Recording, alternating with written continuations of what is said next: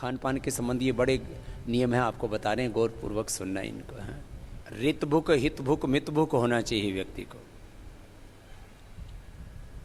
अलग अलग ऋतुओं में अलग अलग तरह के खान पान का विधान किया आयुर्वेद में। अलग अलग वात पित्त कफ की आपकी प्रकृति, उसके अनुसार आपको भोजन करना चाहिए और आपको संतुलित और अल्पाहारी होना चाहिए। अल्पाहारी सदा सुखी। खाने के 1 घंटे बाद पानी पीना चाहिए। सुबह दही, दोपहर छाछ और रात के खाने के 1 घंटे बाद 1 गिलास दूध पीना चाहिए। खाने के तुरंत बाद दूध नहीं। दूध के साथ कोई नमक वाली वस्तु नहीं होनी चाहिए। दूध के साथ नमक वाली चीज़ें खाने से स्किन प्रॉब्लम होती हैं।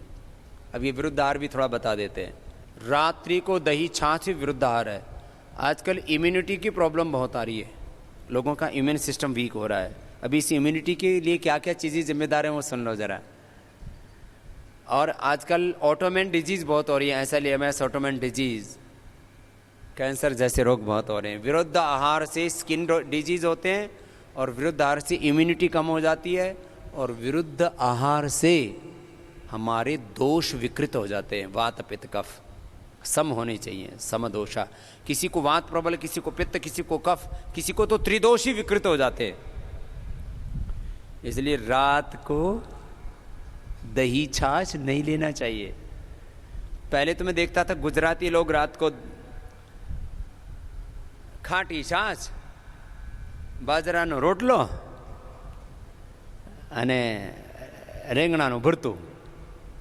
આ ગુજરાતીમાં વાત કરી તો એ જે ગુજરાતી છે ને એ બધા સમજતા હોય, બાકી કોઈ સમજ में नहीं आएगी। क्योंकि मैंने देखा ઘણા બધા ગુજરાતીઓ છે ને આ તો કાઠિયાવાડમાં તો ઘણું બધું આવું જ ખાતા હોય બધા। તો वो एक तो छाछ खट्टी, फिर ऊपर से बैंगन का भरता, फिर लाल मिर्च और बाजरे की रोटी। ज़्यादातर लोगों को ये लगातार खाने से बवासीर हो जाता है। क्यों? हम सारी चीज़ें ऐसी खा रहे हो आप, और वो रात को भी खा रहे हो। रात को नहीं, दोपहर छाछ, सुबह दही। दही भी खट्टा होता है ना तो पित्त बढ़ जाता है उससे, इसलिए सुबह सुबह का दही।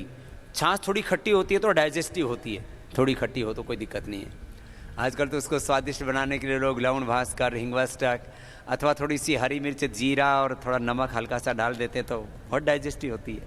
खैर, सुबह दही, दोपहर छाछ, रात को दूध खाने के घंटे। दूध के साथ नमक का प्रयोग मत कीजिए, उससे स्किन डिजीज बहुत हो रहे हैं और उससे SLEMS ऑटोमेन डिजीज और कैंसर जैसे रोग होते हैं। कुछ लोग ना खीर भी खाते, 1 चम्मच खीर की, 1 चम्मच रायते की।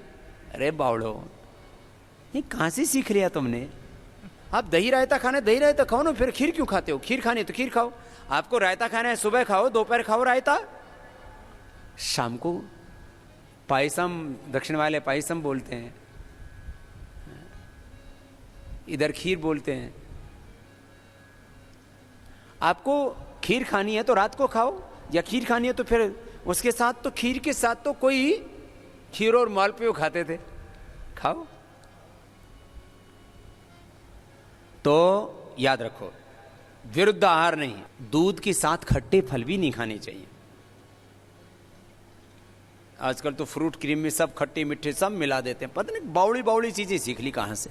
दूध के साथ कभी भी खरबूजा तरबूजा तो भूल के भी नहीं खाना चाहिए, उससे आपकी तत्काल मौत हो सकती है।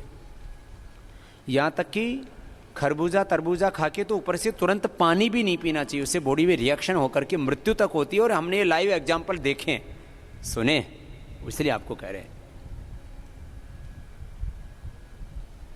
अब किसी को एक्सपीरियंस करके देखना हो तो वसीयत आदि लिख देना पहले, और तरबूजा खा करके ऊपर से दूध पियो, बच जाओ तो भगवान का कोई विशेष अनुग्रह है, बाकी परलोक तो सीधे जाओगे जाओगे। ये छोटी छोटी बातों का परंपरा से पता है। और भी बहुत सी चीजें विरुद्ध आहार में है। वैसे खाने में क्या खाना चाहिए? पहले अब आपके सामने फल भी है, सलाद भी है, पका हुआ भोजन भी है, माने हलवा है, फिर दाल रोटी सब्जी है और सलाद भी है, थोड़े फ्रूट्स भी हैं। तो सबसे पहले क्या खाओगे? तो आजकल इसमें लोग कंफ्यूज रहते हैं। अब इसमें भी कई मान्यताएं, कुछ लोग कहते हैं कच्चा और पका हुआ एक साथ नहीं खाना चाहिए, इसमें ज़्यादा दिक्कत नहीं है, आप कच्चा पक्का खा सकते हो। ज़्यादातर भोजन हमारा कच्चा होना चाहिए, अंकुरित होना चाहिए। जो अंकुरित भोजन लेते हैं उनके बॉडी में टॉक्सिन्स नहीं बढ़ते हैं, टॉक्सिन्स साफ होते रहते हैं। इसलिए यदि रोज आप अंकुरित सुबह सुबह ले सकें तो बहुत अच्छी बात है, नहीं तो सप्ताह में कम से कम एक दिन अंकुरित। अब देखो, मैं आप पूरा फूड साइंस आपको बताता हूँ, बड़ा विषय है ये, फिर औषधियों पर आऊँगा। फूड साइंस बहुत बड़ी है। तो सलाद, खीरा, टमाटर, पत्ता गोभी, अलग अलग तरह के सलाद होते हैं। और विदेशों में तो आजकल ड्रेसिंग करके खाते हैं। और ड्रेसिंग में क्या होता है, वो लोग डालते हैं ऑलिव ऑयल, अपने यहाँ सबसे अच्छा है ड्रेसिंग के लिए सरसों का तेल, और वहाँ तो सरसों की चटनी बनाते हैं, मस्टर्ड की चटनी। अपने यहाँ टमाटो केचप बहुत बनती है। मेरे से बहुत लोगों ने कहा, बोले बाबा जी आप इधर भी तो लॉन्च करो। अब इधर के लोगों को खाना ही नहीं आता कुछ चीज़ें। अब आप सलाद माने आपके खीरा, करेला, टमाटर, पत्ता गोभी और ऐसे गाजर, ऐसे सब्जियां, और उसमें तेल डाल दो तो खा लोगे आप? बेकार लगता है, नहीं खाया जाएगा। इससे उनके पूरे पोषक तत्व निकलते हैं, जितने भी ये सलाद हैं, टमाटर है, गाजर है, जो भी आप पत्ते खाते हैं, इनके पूरे पोषक तत्व निकल पाते हैं।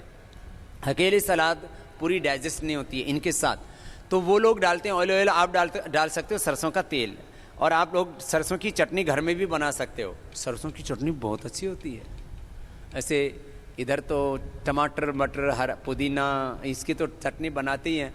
आप देखो उधर गुजरात में जो है वो सींगदाना की भी चटनी बनाते हैं। साउथ में भी अलग अलग तरह की चटनी बनाते हैं। तो क्या है, ये भी मस्टर्ड बहुत अच्छा होता है थोड़ी मात्रा में शरीर के लिए। खैर, तो सबसे पहले खाओ सलाद और फल, उसके बाद खाओ भोजन, और अंत में मिष्टान्न। सबसे भारी भोजन सबसे अंत में, जो भी खीर, हलवा आदि है। और जो मीडियम भोजन है वो बीच में, मीडियम वाला मीडियम में, और सबसे हल्का सबसे पहले। कुछ भोजन भट्ट होते हैं वो सबसे पहले हलवे में हाथ आजमाते हैं। बोले रोटी तो रोज खाते हैं, क्यों अन्न के साथ कुश्ती की, अब तो हलवा ही खा लो। तो हलवा खाओ तो केवल हलवा ही खाओ, फिर और चीज़ों को क्यों परेशान होते हो फिर, है? तो सुनो, ये तो खाने का तरीका बताया। अभी अलग बात, दूसरी बात, इसमें बहुत सी चीज़ें हैं तो थोड़ा थोड़ा संकेत कर देता हूँ। जितनी भी हरे पत्ते वाली सब्जियां हैं, इनको उबाल के मत खाया करो। और आंवले को भी उबाल के, आंवले का तो ताज़ा का रस निकालो ना, उसमें जैसे आपको जो आंवला जूस देते हैं ना पतंजलि की तरफ से, उसको उबालते नहीं है। उबालने से विटामिन सी उड़ जाता है। बहुत से विटामिन, न्यूट्रिएंट्स, माइक्रोन्यूट्रिएंट्स, बहुत से पोषक तत्व उबालने से उड़ जाते हैं। तो सलाद और इनको तो ऐसे ही रखना चाहिए। और अंकुरित को भी कुछ लोग उबाल के खाते हैं, वैसे उसको भी वैसे ही खाना चाहिए। उबालने से बहुत से पोषक तत्व नष्ट हो जाते हैं। अच्छा, मनुष्य को छोड़ करके बाकी कोई जीव जंतु उबाल के खाते हैं क्या? ये हाथी इतना बड़े घास पत्ते खाता है, गन्ना और तमाम केला आदि सब ऐसे कच्चे खाता है। गाय भैंस सब कच्चा खाती हैं। जितने भी शाकाहारी जीव वो भी कच्चा खाते हैं, और मांसाहारी भी कच्चा ही खाते हैं। शेर आदि, कुत्ता आदि जो भी हैं।